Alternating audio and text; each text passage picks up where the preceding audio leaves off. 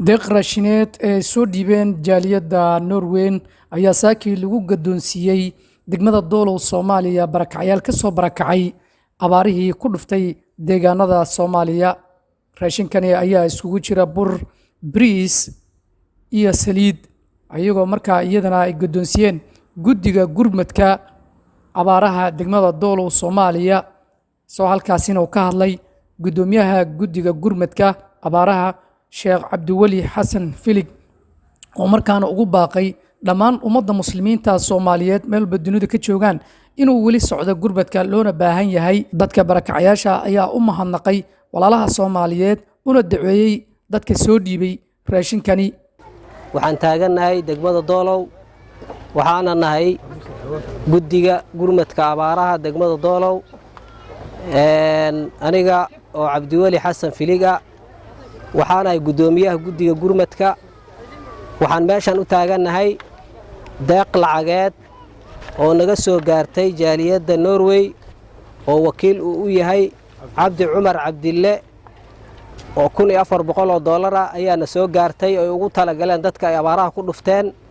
waxaana la siiyey raashinkaas isaga dad qiyaasta 30 qoys ayaan siinay oo lagu siiyey raashin ka kooban 3 nooc: haaf bariisa, 25 kiilo oo bariisa, 25 kiilo oo bura iyo caag saliida oo 3 laah.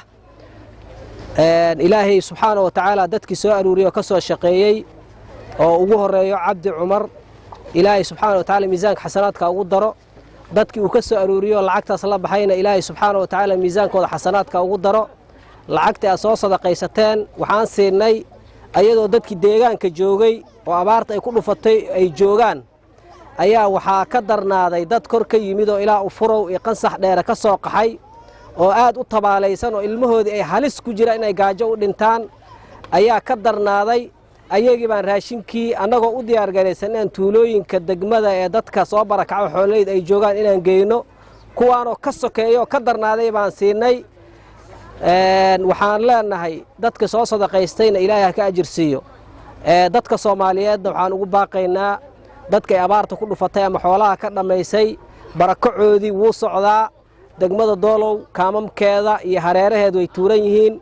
ciddii awoodi karto inay wax ku soo sadaqaystaan roob way heleen, laakiin dadkii macluul baa hayso. xoolihii waxay gataan, ninkay xoolo u joogaan wuxuu ka gata ma lahan, qaarna xoolihii baaba dhaafay. waxaan salaamayna dhammaan muslimiintii tabarucaadda ballaaran u soo fidisay wixii karaankooda ah, walaalahooda tabaalaysan oo dhibaataysan xilliga abaaruhu ay jireen. ilaahay baa mahadle, roob waa la helay. haddii roob la helay, xoolihii wax caataysan iyo wax roobkii ku dhibaatoobayba waa leeyihiin. wixii noolna dabacay ku noolaan doonaan, laakiin baahidii dadka shakhsiyan haysay ama qoysaskii way taagan tahay. sida hadda guddoomiyihii hore u sheegay, guddiga abaaraha iyo masiibooyinka dabiiciga ee degmada Doolow ayaa soo gaartay lacag $1400 ah. waxay naga soo gaartay jaaliyadda Norway afhayeenka u ahaa Cabdi Cumar Cabdille. ilaahay waxaan uga baryaynaa sadaqadaas inuu ilaahay ka aqbalo. waxaana gaarsiinay dad dabcan kuwii ugu mudnaa ah oo gobolka iyo degmadan meel ka baxsan ka soo socdaalay, roobkii dhex ku soo helay. aad iyo aad xaaladoodu saaka aan la qiyaasi karin.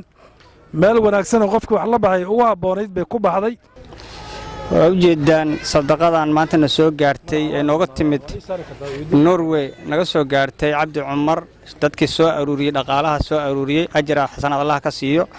waxaan leeyahay Cabdi Cumar oo dhaqaalihii aad soo aruurisay ee muslimiintii iyo dadkii meeshii kula joogay soo aruuriyeen, waxaan lacagtii ammaanada noo dhiibtay noo ammaansatay waxaan siinay dadka aad u jeedid oo tabaalaysan oo dhibka qaba ayaan siinay. waad u jeedaan awlaadda ay wataan, qoys kasta waxaad u jeedaa wuxuu wataa kan ugu yar baa 5 qof wato oo ilmo oo yar ah uu qaadi karo oo xambaari karin. waa dad dhibaataysan oo rafaadsan. markaan aragnay annagoo tuulooyinka u soconno sida guddiga u sheegay, waxaan aragnay dad dhibaataysan oo ilmahooda iyaga isku dulbaqtinayaan ayaan soo leexinay. waxaan ku siinay u jeedaan barxadda Doolow Soomaaliya dhexdeeda ayaan ku siinay. waa dadka aragtay oo tabaalaysan oo waayeel kale, hooyada leh aan socon karin, indhoolaha leh, dhagoolaha leh, caamaha leh aan dhaqaaqi karin ayaan siinay. laakiin raashinkoona si ilaahay u rishay dheeray, ilaahay boqol huqweel walbada noo baraka lena Allah siiyo.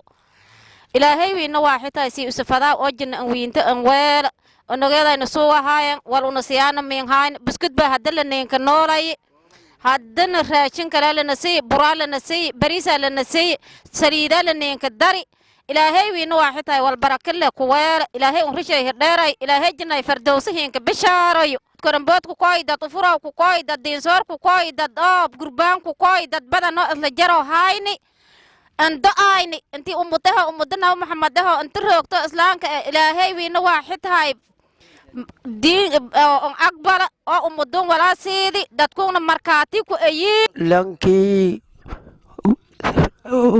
راشن كان صدقاء سيدي صدقاء له إلهي جهجيس نعم الله غسي آخري الدنيا نعم الله غسي نعم الله غسي آخري الدنيا نعم الله غسي إلهي جهجيسي نوسو بفلقسي نعم الله غسي نعم وين الله غسي آخري الدنيا نعم الله سيو